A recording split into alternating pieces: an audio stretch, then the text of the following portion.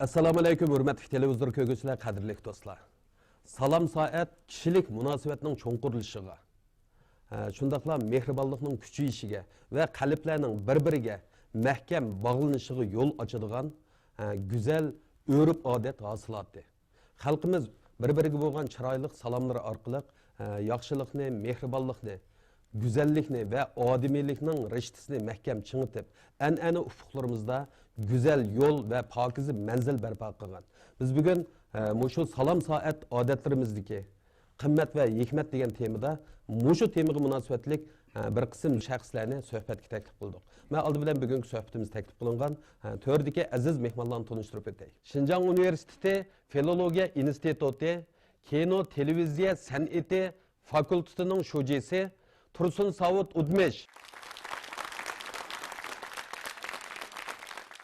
G'olshaharlik xalq hukumati Ma'rif mufattishlik ishxonasining pensioneri Toshpo'lat Qobil.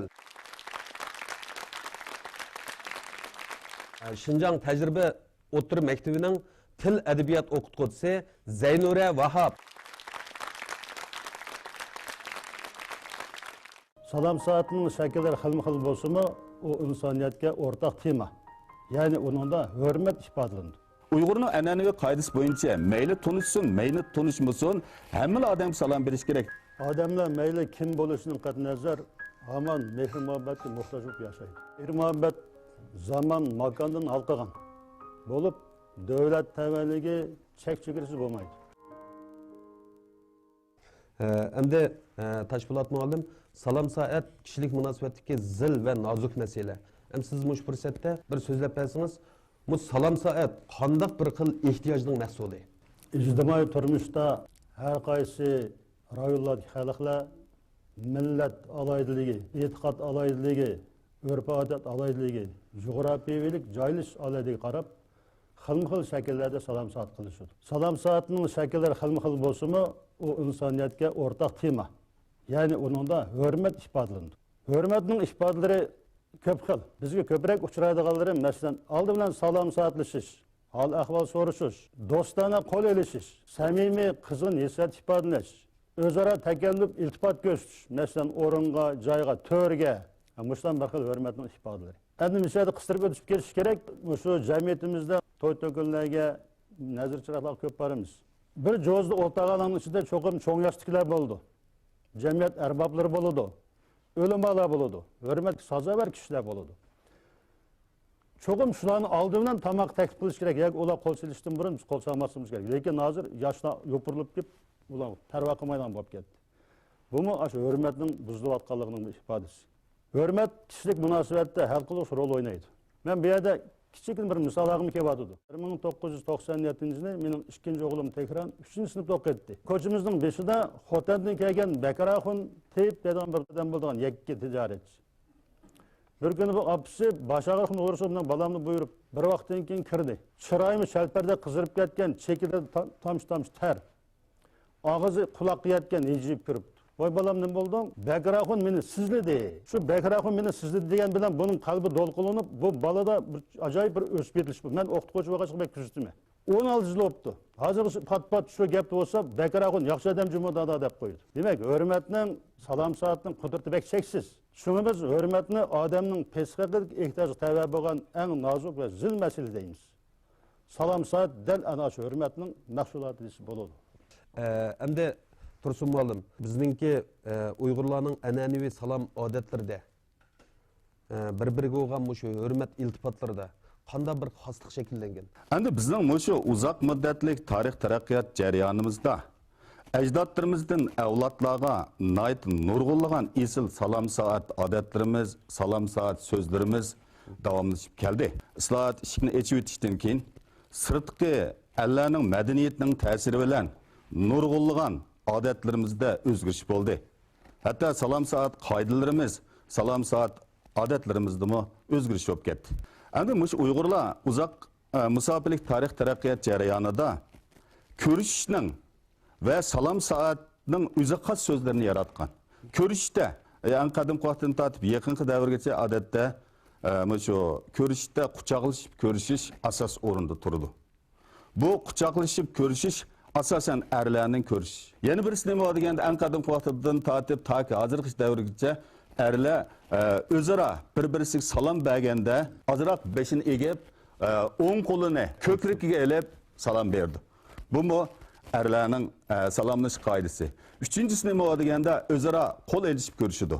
Qo'l elishib ko'rishganda cho'qim ikki qo'l bilan ko'rish kerak. Endi ayollarimizning ko'rish odati deganda qadimgi vaqtda ayollarimiz o'zaro ko'rishganda ikki qo'lini ko'krikning ustiga qo'yib, sal beshini ingishtirgan holda salom berdi. Odatda ayollar bilan ayollar ko'rishgan vaqtida an'anaviy qoidalar bo'yicha, masalan 3-4 metr kelgan vaqtida sal egib turib, assalomu alaykum deb salom berdi. Yana ayollarmi ko'rishganda mangziga yaqib ko'rishadi. Lekin ayollar quchoqlashib ko'rishmaydi. Bizda shundoq bir udum borki, ilgirki madras ma'rifida mayli o'g'il bo'lsin, mayli qiz bo'lsin, madrasaga birinchi kun kirganda muallim salom soat darsining muqaddimasini boshlaydi ekan. Uyg'urning an'anaviy qoidasi bo'yicha mayli tunishsin, mayli tunishmasin, hamma odam salom berish kerak. Odatda bizning ko'rish qoidamizda ayollar bilan erlar qo'l elishib ko'rishmaydi. Axloqsizlik deb qaraladi. Uningdan boshqa salom berganda cho'qim salom soat so'zini ishiltish kerak. Endi Tursun muallim, balkim klassik adiblarimiz o'z zamonasida yashaganda o'zininki asarlarda bu salom soatning qudrati, uning afzalligi haqida to'xtalgan aytı tushunchalar bormi qanday? Endi mushu Uyg'urlarning uzoq muddatlik tarix taraqqiyot jarayonida salomlashish odatlari va salomlashish madaniyati haqida fikr qilganlardan tuvandagi bir qancha asarni va olimni alohida tilga olib o'tishga to'g'ri keladi. Buning birinchisi Qarqonlar davridagi ulug' faylasuf, shoir, mutafakkur Yusuf Qasajib Qutatqi bilikning 70-bobi, ya'ni kun tug'di ilikning o'gdilmish bilan ko'rishning bayonida degan bir bobda maxsus salomlashish haqida nayti tafsili to'xtalgan. Endi salom soat odatida ikkinchi qatim biz tilga oladigan yana bir ulug' shaxs bor. U bo'lsa Uyg'urlarning yaqin zamonda o'tgan ulug' tarixshunosi, adib Muhammad Sodiq Kashigiri. Ilgari oxir bo'lib 18 parcha kitob yozgan. U maxsus adab axloq haqida Adab-us Solihin degan bir ulug' bir asarni yozgan. Ya'ni yaxshi kishilarning adabi. Bu 7 bob. Bu asar O'rta Osiyo, Turkiya, Şinjan ve başka nurg'un ellarda ilgir oxir bo'lib madrasada axloq subtida darslik qilingan. Har bir oilada qadimgi vaqtida birdan bo'lgan. Avtor mushu 7 bobliq asarning birinchi bobi da maxsus 3 fasl, 3 paragrafni birisi salomlashishning adablari. Ya'ni biz kundalik turmushda duch keladigan hamma salom soat qoidalarini mana shunda yozgan. Hatto 12 yerda salom bermaslikni alohida askardi. Hojatxonada hojat qilayotgan odamga salom berish durust emas. Munchida g'usl tahorat qilayotgan odamga salom berish durust emas. Er xotin qizg'in paranglashayotgan vaqtida salom berish durust emas. Oshxonada taom yeb o'tirayotgan odamga salom berish durust emas deb qaraladi. Demak, endi bugungi kunda biz mayli salom soat jihatdagi tarbiya bo'lsin, mayli bolalarni axloq jihatdagi tarbiya bo'lsin, urf odat tarbiyasi bo'lsin, keng Uyg'ur jamoatchilikning, ota-onalarning Muhammad Sodiq Kashigirining Adab-us Solihin degan mush asriga o'zining diqqatini ag'dirishni alohida tavsiya qilaman. Birovning qalbidagi mehr-muhabbat erishishning oltin ochqichi dal bugun biz so'zlayotgan, ta'kidlayotgan salom soatlarga sinib ketgan bo'ldi. Salomlashishninki shu urf odatda garchi uzun vaqt davomlashib kelayotgan bo'lsa-mu, ammo qiliblashish o'lchamlik emas ekan. Bir qadim salom qo'yilishdan huzurlanib qo'yishimiz. Balkim o salomni ilk olgan odam undan battar huzurlangan bo'lishi mumkin. Endi Toshpo'lat muallim, endi salom soatni do'stlik, mehribonlik va odimiylikning tunji palampiyi deb aytishga bo'ladimi qanday? Odamlar mayli kim bo'lishidan qat'iy nazar hamon mehr-muhabbatga muhtoj bo'lib yashaydi. Mehr-muhabbat zaman, makondan halqagan bo'lib, davlat tavalligi chek-chegarasi bo'lmaydi. Birovning qalbidagi mehr-muhabbat erishishning oltin ochqichi dal bugun biz so'zlayotgan, ta'kidlayotgan salom soatlarga sinib ketgan bo'ldi. Assalomu alaykum. Bu cümlege intayin keng, çungur ma'no bor. Ya'ni tabiatning insonlarga ato qilgan behisob yaxshilikdan bishorat bor. Uningda tan saqliq, uzun umr, xotirjamlik, farovon turmush, baxt saodat, ish ovqat, xizmat va tijoratlarning ravon yurishidek ajoyib ma'nolar mujassam. Mushundoq go'zal tilaklar hadiya qilinsa, anglovchining albatta qalbi xo'sh bo'ladi. Bu tilaklar uning qalblarini chekidi. Odam mehr-muhabbatga muhtoj dedik. Bu muhtojlik oldi bilan samimiy do'stlikni, o'zaro ko'yinishni, mehribonlikni, bir-biriga g'amxo'rlik qilishni, ittifoqlikni oldingi shart qiladi. Qarshi taraf bilan haqiqiy do'stlik o'rnatgandan ondan uning qalbida yolqinlab yenib turgan muhabbatga erishalaysiz. Odamlar orasida do'stlik, ishonish bo'lmaydi ekan, yuqorqidek maqsadlarga yetkin bo'lmaydi. Vaholanki salom saat ana shu do'stlikning boshlanish nuqtasi. Zeynure, bugungi kunda bizning an'anaviy salom soat odatlarimiz qisman xirisga duch keldi.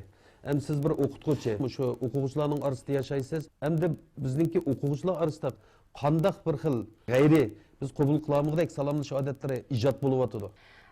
Men bir o'qituvchi bo'lish sifatim bilan bu hamda o'quvchilarimizniki mana shunday an'anaviy urf-odatlarimizga yot bo'lgan, to'liq mos kamayotgan, ham o'zgarish yasayotgan ko'rishish va salomlashish ahvollarini bundaq bir necha jihatlarga yig'inchoqlab chiqdim. Birinchisi hamda bizda salomlashishninki shu urf-odatga garchi uzun vaqt davomlashib kelayotgan bo'lsa-mu, ammo qiliblashish o'lchamlik emas ekan. Shunga bir qism bolalarimiz masalan assalomu alaykum degan so'z bilan salomlashadi. Bir qism bolalarimiz bu so'zni to'liq aytmay, chala yoki gap so'zlarini, harflarni tushirib qo'yib aytadi ekan. Bunda bo'lganda abayim deb o'tib ketdik, bu so'zningki ma'nosida o'zgarish yuz berib, u aslidagi xotirjamlik degan ma'no chiqmasdan, balki uningga bo'lgan o'lim yoki boshqacha bir ma'nolarni tilganlik sababi bo'yicha tushunish bo'lib qoldi ekan. Hem yana bir qism bolalarimiz hamda til jihatda nurg'un til o'tganlarni o'tyapti. Shu sababdimiki bular xohlagan bir tilda o'zaro ahvol so'rashadigan, ahvol bir qadar bosh ko'tarib chiqib o'tibdi. Demak, bu hamda har qaysimizningki bir shu salom soatni qiliblashtirish jihatda bolalarimizga yana kuchash kerak bo'lgan bir nuqta deb qarashga bo'ladi ekan. Ikkinchi bir jihatdan hamda maktablarimizdagi qiz o'g'il savodashlarningki mana qo'l ilishib ko'rish ahvoli bir qadar bosh ko'tarib qoldi. Qo'l ilishib ko'rishish har ayollarga nisbatan aytgan chog'da axloqsizlik nuqtasidan tushuntiriladigan bir odat hamda bu. Shunga buni hamda ko'rishninki belgisi qilib olsak, bu to'g'ri bo'lgan ko'rish odat bo'lmaydi ekan. Yana yuqorilab o'qigan bolalarimizda munosabatning yaqinligi to'liq ifodalanmadi deganni chiqish qilib, quloch kerib turib, mana bu quchoqlashib qo'yib turib ko'rishadigan ahvolmi hamda ozdir ko'pdir bosh ko'tarib yetibdi. Bu hamda bizningki diqqat qilgan bir nuqtamiz deb o'yladim. Üçüncü bir jihatdan aytgan chog'da shu o'g'il farzandlarimizningki hamda salomlashish ahvolida biz davatgan nuqtalarga diqqat qilmaslik intayin ig'ir ko'tarilyotdi. Masalan, o'g'illar shu do'lisini do'lisiga yiqib urib qo'yib salomlashadigan. Andan keyin har ikki taraf mushtimini tugib, ast-usti bir-birisiga so'qashtirib yetib, andan keyin bir udul kelib bir so'qashtirib mushundaq ko'rishib qo'yadigan. Andan keyin bosh barmog'ini bir-birisiga tekkizib, bir aylantirib ko'rishadigan mushundaq shakllarda ifodalanish bir qadar gavdalik bo'lib yetibdi. Bu kichik yillikdagi bolalarimizda, bo'libmi boshlang'ich yillikdagi bolalarimizda bir xil moda shaklda ko'rishish bo'ldi ekan. Bu hamda amaliyotda bizningki an'anaviy urf-odatimizga ko'rish, salom soatimizga intayin muxolif bo'lgan ish harakat deb qaraladi. Hamda yana bir jihatdan mening kuzatganimda hamda bu bolaning salomlash odatida og'zida yaxshimisiz degan so'zning hanzuchisi bo'lgan ni xavo degan so'zni deb turib, yaponliklarningki salom qildigan odat bo'yicha to'liq yarim holatda turib, egilib turib salom qildigan mundaq ahvolmi bor. Bu xil salom odatiningki qurilmasidan ko'rishga bo'ladi. Hamda bu ko'p xil madaniyatni o'ziga mujassamlagan bir xil ko'rish odati deb qarashga bo'ladi. Bu xil salommi bizning bearam qiladigan salomlash ahvollari ekan. Endi mushlarni salomini durust qilishda yoki o'ngshib olishida Boşuna köp ecir kıldığınızı deymi? Ben bir hem de dershaneden ibaret şundaq bir munberden faydalanish asasida bizdeki otur mektep, to'liq otur mektep derslikimizde, tiladbiyat derslikimizde bir izlanish, o'rganish deydigan bir mazmun bor. O'xshamagan yilliklarda bolalar 3 numar, 5 numurlik qilib tadqiqot xarakterlik maqola yozishga yetaklaymiz. Ammo shundaq yaxshi bir o'rindan foydalanishni ching tutdim men. Балаларға мұшы әхлақ və salam saat toğrısında teyim çıxırış asasıda oxşumağan yaş basqıçıdaki balalarımızın salam əhvallarını balalar material toplaşığı yetəkləndi. Şoň oquvchilar gruppalar bilinib, ailələrdə qandaq bir salamlaşış adətləri mövcud. Məsələn, dadası bilan apası qandaq salamlaşıdı, balalar bilan öykə kirgan çağda qandaq salamlaşıdı, işikdən nima deb kirdi, yoki ota-onalar nima deb yo'lga soladi balani degandek jihatlarda material to'platqizishga yetaklash ilib bordim. Buning unumi nihoyat yaxshi bo'ldi. Garchi balalarimiz tadqiqotchi bo'lmasmi, ammo nihoyat izlanish ro'yiga ega balalar bular. Nihoyat aqlliq. Bunday ahvol ostida bu to'plagan materiallar asosida nimaning to'g'ri, nimaning xato bo'lgan salom odatlari ekanligini balalar o'zlarining maqolalarida e'lon qildi. Ikkinchi bir jihatdan ham balalarning mushu adab axloqqa oid bo'lgan ba'zi harakatlarni, ba'zi gap so'zlarni material to'platqizish bilan birga balalarni kichik doirada bir etod o'rinlash faoliyat shaklini olgan mushundaq faoliyatlarni o'rinlashtirdim. Ular o'zlari yozib, o'zlari o'rindab, sinfda balalarning oldiga noto'g'ri bo'lgan haliqi salomlashish ahvollarini o'tirg'i chiqargan chog'da balalar bulardan shu saskandi yoki shu jirgandi, "Voy, biz nima ish qilyapmiz zodi, biz kimga o'xshab qoldik" degan mushundaq bir kayfiyatlar hozir ko'pdir shakllandi ekan. Hamda balalarni nazariy jihatda qoyil qilgandan ko'ra, amaliy misollar orqali qoyil qilsak, uniki qoyillikni qo'l keltirgandan keyin qag'ayish oson tushadi ekan. Salamga loyiqida javob qaytarmasangiz, odamgarchilikka qarz bo'lib qolasiz. Moddiy qarzni to'lab tugatgani bo'ladi. Ma'naviy qarzni to'lash basi mushkul. Xanım qizlarimiz o'zininki hayollik qilmishlari bilan xuddi xushbiroq gulga o'xshash atrofdagilarga asli adab tarqatquchidir ular. Tinchlik modisi bo'ladi, lekin yaxshimisiz demaslik kerak. Bu so'roq jumla. Sen yaxshimi, eskimi degan gap chiqadi buningdan. Endi Toshpo'latga bizda shu adab etganga tozimat degan gap bor. Endi siz salom qilganga tegishli javob qaytarish kerak deb qaramsiz. Haqiqatanmi turmushimizda salomni ilik olmaydigan odamlar bor. Salom qilmay desangiz, osh jiroqdan chakchib aqrab keladi. Yaqin kelgan o'mdan tuz turib assalomu alaykum desangiz, ilik olmay o'tib ketadi. Ya bunda bir ima qilib qo'ydi. Men mushtaq ishlarga uchrasam bak tishim qirishidi. U shu zamat uning ota-onasi esimga keladi. Bizning ma'rifda bir so'z bor, mashhur so'z. Balada kösel görülse doğrunu atan yiyiş gerek deydi. Biz küçükümüzde salam kıldıgan bu çoğun olduk. Bir kıdım salam koyuluştun, huzurulmadık özümüz. Belki o salamını ilk ağan adam unudu mu better huzurlangan buluşu mümkün.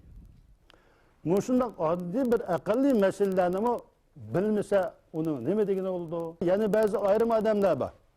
O sizinle görüşüdüğü hıyalı sizde emez. Közlerim sizde emez. Bu adamın közgülümü kandakleş. Yani dep ölçüp geçtik, beşimden ötken bir narsa var. Bazı adamlar takı turuqunuzga kıyaptığınızı qarab, muamele qilib qo'yadigan adamlar bor. Men Polshalik xalq hukumat ma'rif muhabbat chiqarish 10 yil ishlagan. Men ko'chib kelgandan keyin bir uyni ijara qildim hali. Bu uy ashunda tozalab olsam, daha shuyda bir muallimlik qilgan bir inamag'inam bor. Voy efendim yamanchiq ishlab ketdingiz-ku, juring birdan arımıp geldiğimizde üstü bizim kerem diye yakında. Aşkana buradan oturup geldiğimizde ikimiz de okşayımızda keptim ben de mi yani? Kelsem ağacı işkirki öğeden üstü ağınla ballava ki obdan yetiştirdiğin onu tonuyordukken vay meyker de birisi zorlap gitti. Unuma kır kaldık. Şundan görüşüyorduk arsız birisi bana taza yakşı kolsun dedi. Ben bu nayt yaxshi kayfiyat ko'taradigan, yaxshi so'zdan qilgan bir odam, lekin shu yerda sug'ishib ketgandek, o'jiqib ketgandek bir holat bir xudimcha o'zidan paydo bo'ldi. Ketdik. Atsi endi derizdan zamaskalar tushib, bo'ron uchib top kirdiganda uni bir zamaskalar uchun do'qmashli bir do'konda zamaska qilib chiqdim. Yana kiyimlar. Tushsam, yana odam oyoqdan işte ketib, endi yana men unutib darat. Assalomu alaykum deb ketdim endi oldiga. Kelsam, shu qo'lini tutib ol degandek mustaq qilib qo'ydim. Bekbo aymi bizim tutishini tutamay o'tib ketdi. Angır bir mektepte ishlab ketib, shundan tadrijiy bu yer to'ldirishtirimni konu saboqdash og'adim topdim. Endi mushu so'rinlarda endi bu odam arzuman uchrab qoldi. Nayt qizg'in qo'l berdi. Lekin endi jarohatlangan ko'ngil toza malham topolmaydi. Demak, salom qilgan kishiga albatta loyiqda javob qaytarish kerak. Bu fazilat masalasi. Bu odamgarchilik masalasi. Salomga loyiqda javob qaytarmasangiz, odamgarchilikka qarz bo'lib qolasiz. Moddiy qarzni to'lab tugatgani bo'ladi. ma'naviy qarzni to'lash basi mushkul. Zeynure, bu salam saat bayan mı deyiştik, yalğız erlerge təvəli mədəniyyət adeti olub qalmay, bəlkim ayallığı mı təvə. Bunda olğan ki, hazır həm də bizning salamlarımızda özgürüşünə çoğuluvatıdı dedik. Bunda olsa, muş xanım qızlar arasında qanda moda görüşlər, həm əbcəd salam adətləri barlıq kelivatıdı deb qaraysiz. Xanım qızlarımız özününki hayalıq qılmışları bilan xuddi xushbiroq gulga o'xshash atrofdagilarga asli adab tarqatquchidir ular. Endi yaqinqi vaqtlarimizda shu xonim qizlarimizniki o'zaro salomlashgan chaqda, ahvollashgan chaqda bizning shu an'anaviy urf odatimizga to'liq mos kelmaydigan bir qism qo'pol gap so'zlarni ishlatish ahvoli bir qadar gavdalik. Anandan keyin bu gap so'zlarni qo'pol harakatlarni ishlatish ahvolini men bundaq bir belgilik o'rin va shaklda bo'lib bitibdi deb his qildim. Ama bir abay dedingiz, o'tir maktab o'qituvchisi bo'lishibdi bilan bizning bolalarimizningki ko'p qismi shu maktablardan oldi bilan odamiylik, salom soat tarbiyasini qabul qiladigan bir o'rin. Mana shundaq o'rindagi bizningki qiz farzandlarimizningki mundaq bir salomlash odati bor. Bu qizlar eg'izni eg'izga yiqib ko'rishidi. Anaqdan keyin bu yolg'iz ham o'tir maktab bosqichida kichik qizlar bo'layotgan ishmikan desak, ana shu choylar baralaydigan, ma'lum yaxshi gap qilgan qiz cho'kalladimi, choylarga berib ko'rishgan chaqlarda mangzini yiqib turib, suyib turib ko'rishadigan mana shundaq ahvol bir qadar gavdalik holatda bo'lib shakllanyotdi. Endi biz abay deb o'tib ketdik, bizning an'anaviy urf odatlarimizda nihoyat esil bo'lgan salom soat shaklimiz bor bizningki. Bu salom soat shakllarimiz yolg'iz shaxsningki meselesi emas bu herkesme. Milletning meselesi. Yana bir jihatdan abay dedik, hamda belgilik şu o'rin salaytida shakllanib bitibdi deb his qildim dedim.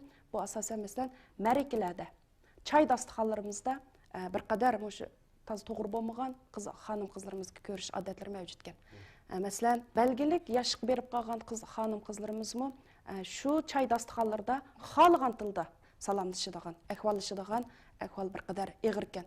Endi yana bir ahvolimiz uzun vaqt o'rtirib olib turib, o'rtaga odamning hammasini qo'qqizib turib, keyin kelgan odamlar yoki bo'lmasa, qachon kelishini qat'iy nazar, bir jo'z odamdagilar bilan hammasi bilan to'liq yuzni yuziga yiqib turib, suyishib turib, ko'rishib bitib, anaqdagi joyga o'tirdi. Demak, bu ko'rishishning vaqti intayin uzun. Anaqdagi deyishmagan ba'zi gap so'zlar bilan ahvollashidi taqa, o'rnidan turib olib turib. Yana bir jihatdan shu to'g'ri emasga deb qaraganlikdan bir dasturxonlarga boshlanadigan bo'lib ketdik, ma'rakalarga borgan vaqtlarimizda. Ammo shundaq ahvol ostida hamda o'rtog'alarimizning hammasi tang yoshdagi yoki ma'lum darajada farqlanadigan xonim qizlar, lekin tunishmaganlik sababimizdan o'zaro bir-birisiga salom qilmaydigan yoki salom qilgan odamning salomini ilik olmaydigan, qaramay o'tirib oldigan, ya qarab. Mana shundaq ahvolmi gavdalik ko'rilyapti. Andan keyin qolgan odamlarni tani gaplar bilan soğuk gaplar bilan qarshi olib turib salomlashayotganmiz bular bilan. Demak, eng aqallirimizdan aytgan chaqdimi odamiyligimizda bir odam boshqalarning nazarga ilinishini umid qiladi. Eng bo'lmadi deganda, ham uning hurmatlanishini talab qiladi. Ama shundaqla xonim qizlarimiz o'zlarininki hamda shu joyida qilgan salom soat orqali o'zlarininki ayollik ziboligini, ayollik nazokatini namoyon qilish uchun kurash qilsa, nihoyat yaxshi bo'ladi deb o'ylayman men.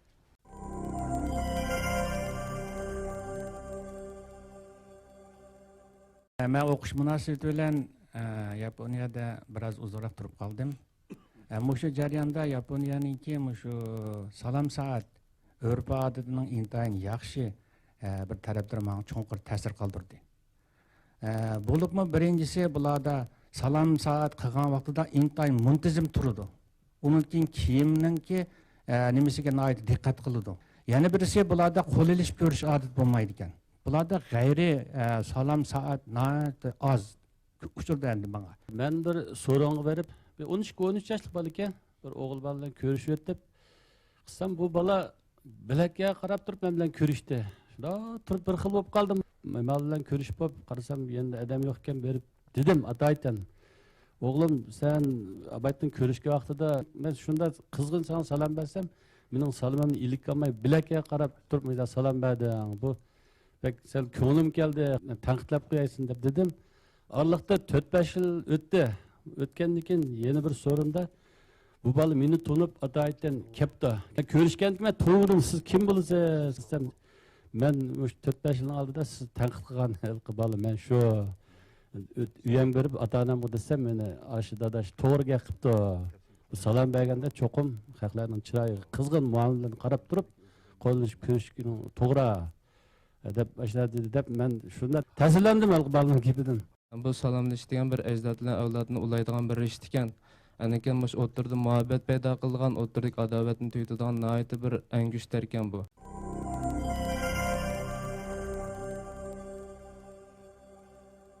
Tursun muallim. Bu şu Uygurlarning salom soat odatlari, uningdan keyin salom soat so'zlarini qiliblashtirish bugungi kunda nihoyat qimmatli bir burishga aylandi. Endi biz bu salom soat so'zlarda har xil bir-biri bilan ko'rishadigan odatlar bor ekan. Mushni umumlashtirish, avlodlarni gangirtib etmaslik, buni bir muntazam qilib qilish zarurmi qanday? Albatta.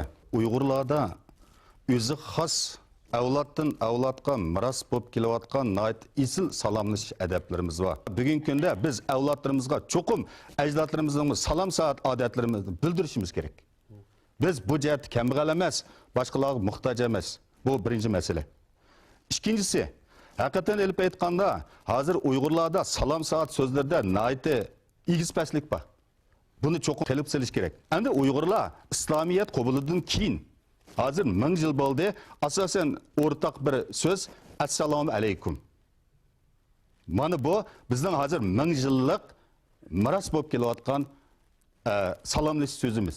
Lekin qat'iy holda assalomu alayka, salam alaykum, salam alaykum demaslik kerak. Salam alaykum desa sana o'lim tilayman degan bo'lib qoladi. Qarshi tarafmi buningga to'liq holda va alaykum assalom deyish kerak. Yana birisi tinchlik modisi bo'ladi. Lekin yaxshimisiz demaslik kerak. Bu so'roq jumla. Sen yaxshimi, eskimi degan gap chiqadi buningdan. Yana birisi bizning assalomu alaykum hurmatli tomoshabinlar, yaxshimisizlar deydigan modi chiqdi. Bu ikkisi faqat chiqishamaydi. Assalomu alaykum salomning eng kattasi. Sizga tinchlik, amonlik tilayman. Yoki siz tinch amon bo'ling deb turib, ya'ni oqidan nima uchun yaxshimisiz deydi. Bu odatga diqqat qilmasak, buni o'zgartmasak, agar keyingi davrda yana necha yildan keyin yoki necha yil kundan keyin qanday ahvol chiqadi desa, assalomu alaykum, yaxshimisiz, hallo deydigan gap chiqadi.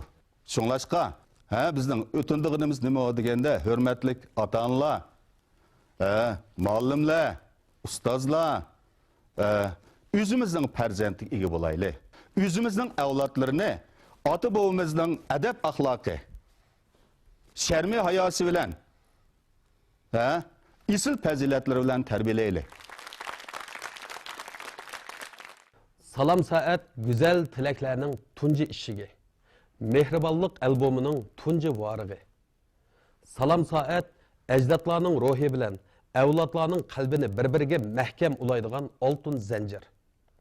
Biz güzel, samimiy, xolis salomlarimiz orqali bir-birimizga mehribonlik va yaxshilik yetkazaylik. Bugungi suhbatimiz mushada oxirlashdi. Kelar hafta ko'rishaylik. Xayr xo'sh.